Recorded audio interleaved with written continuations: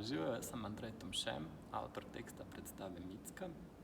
Izhodišče predstave so zgodbe žensk, ki so bile v zaporu na Igu, in v predstavi preizprašujemo naravo teh žensk. Se pravi, so to neke arhetipske divje ženske, ki se ne ozirajo na neke norme, ki poslušajo svojo intuicijo, ali so to ženske, ki pustijo drugim, da z njimi manipulirajo. Se pravi, iz tega izhaja ta naslov in blizu zvočnici Mitska in Mitska.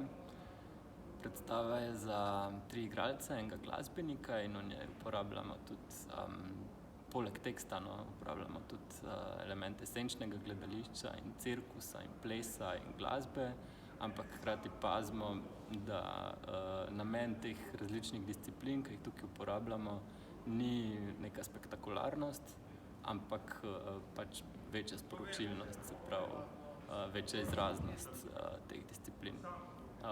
Jaz se ful veselim, da bomo nastopali na Tednu slovenske drame in upam, da se vidimo tam.